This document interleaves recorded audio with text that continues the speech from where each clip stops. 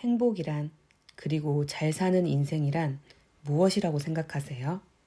얼마 전 서울대 심리학과 최인철 교수님의 행복은 몸에 있다라는 강의를 들었는데요. 오늘은 이 강의를 듣고 행복에 대해 정리하고 생각한 내용을 구독자님들과 공유하고자 해요.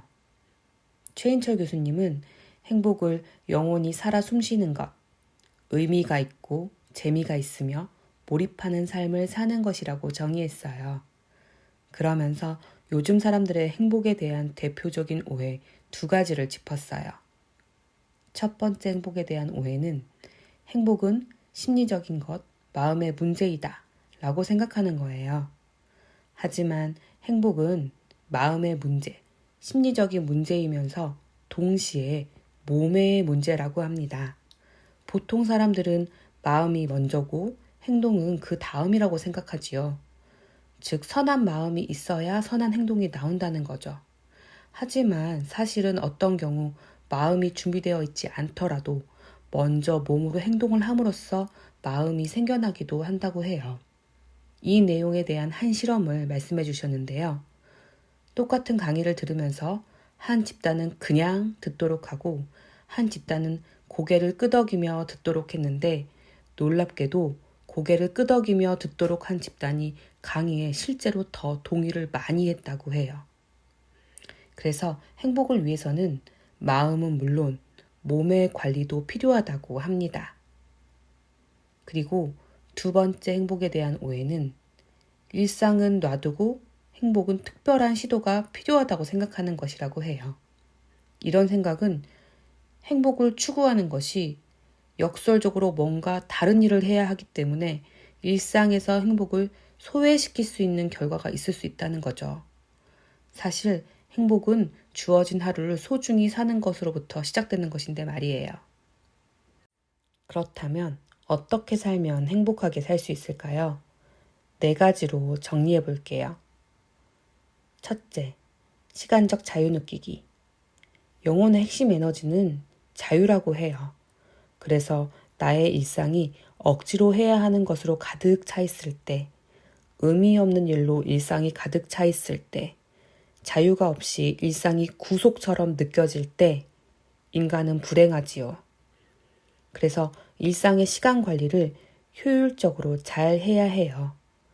재미없고 의미 없는 일은 최대한 줄이고 재미있고 의미가 있는데 시간을 최대한 쓰는 것이죠.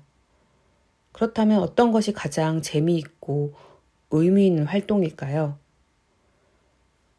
게임, TV 시청 같은 수동적인 것보다는 내 몸을 쓰는 것, 운동하는 것이 큰 만족감을 준다고 해요. 즉, 일상 속의 최고의 행복감은 그냥 우리가 할 수 있는 운동과 산책에서 찾을 수 있어요. 가만히 앉아서 명상하는 시간도 분명히 필요하겠지만 몸을 쓰는 활동도 꼭 해야 할 필요가 있다는 거죠. 운동이 힘들다면 산책을 생활화하는 것도 방법이 될 수 있어요. 그리고 또 하나 압도적으로 행복감을 주는, 그리고 지금 당장 행복해질 수 있는 단 한 가지를 꼽으라면 여행을 자주 가는 것이라고 했어요. 여행은 행복감을 가장 많이 주는 활동인 걷기, 놀기, 말하기, 먹기가 다 포함된 행복의 종합 세트이기 때문이에요. 또 단조롭거나 스트레스인 일상의 생활에서 완전히 벗어나게 해주기도 하고요. 하지만 대부분의 사람은 여행을 자주 가기는 어려울 거고 또 여행이 번거롭고 귀찮은 사람도 있잖아요. 그럼 어떻게 할 수 있을까요? 저는 일상을 여행처럼 바라보며 살면 어떨까 생각했어요. 여행자의 마음으로 하나하나 호기심을 가지고 바라보고 사는 거죠. 매일 같은 장소이고 반복되는 일상이지만 아주 작은 것들에 호기심을 가지고 관찰하며 일상 속의 낯선 것들을 찾아내는 것도 상당히 의미가 있고 재미있는 여행이 될 수 있을 것 같아요. 설렘을 줄 수 있도록 일상을 잘 설계하는 것 정도는 누구든 도전해 볼 수 있지 않을까요? 둘째, 유능감 느끼기. 인간의 영리는 열등감이지요. 열등감 건드리면 큰일이 납니다. 그만큼 인간에게는 유능감을 느끼는 것이 중요해요. 유능감은 목표를 달성하는 경험에서 찾을 수 있어요. 치열하게 몇 년의 장기적인 목표를 세우고 매일매일 그것을 추구하는 것, 그것이 우리를 살아 숨쉬게 하죠. 혹시 몇 년째 추구하고 있는 목표나 생각의 주제가 있으신가요? 어떤 한 문제 또는 목표에 대해서 호기심과 관심을 가지고 뚝심 있게 집요하게 몰입하며 노력해 나가는 성취감은 유능감으로 그것이 또 행복으로 이어진다고 합니다. 공부가 됐든 기술이 되었든 운동이 되었든 무엇이든 간에 내가 꾸준히 관심을 가지고 열심히 할 수 있는 무언가를 꼭 찾아서 도전해 보세요. 도전의 과정에서 행복을 찾을 수 있을 거예요. 세 번째, 주변 환경. 주변 환경이 마음을 지배한다고 해요. 옛말에 금묵자흑, 맹모삼천지교라 하지요. 주변 환경, 그 중에서도 최고의 영향력을 미치는 환경은 바로 주변 사람이에요. 지난 영상에서도 말씀드렸듯이 저는 주변 사람이 정말 중요하다고 생각하거든요. 행복도 전염이 된다는 사실은 많은 연구를 통해 밝혀졌어요. 그 전염력이 얼마나 놀랍고 강력하냐면 친구의 친구의 친구, 즉 관계의 3단계까지 서로의 행복감이 영향을 미친다고 해요. 그래서 행복한 사람은 행복한 사람끼리 몰려 있다고 해요. 그래서 행복하자고 한다면 행복한 사람 곁에, 우울하고 싶으면 우울한 사람 곁에 장기간 머물면 됩니다. 또 하나의 주변 환경적인 요소는 공간이에요. 독서실에 가면 공부가 잘 되고 교회나 사찰에 가면 더 기도와 명상이 잘 되는 것을 생각해 보면 될 거예요. 행복하게 살기 위해서는 일터와 가정 공간을 한번 점검해 볼 필요가 있어요. 전에 부자들의 습관 영상에서도 말씀드렸듯이 성공한 사람, 부자들은 정리정돈을 아주 중요하게 생각하거든요. 그리고 또 하나의 공간, 행복한 사람은 일터나 가정 외에 제3의 자신만의 힐링을 할 수 있는 공간이 있다고 해요. 그 제3의 공간의 조건은 격식과 서열이 없는 곳, 소박한 곳, 수다, 출입의 자유, 음식이 있는 곳이라고 합니다.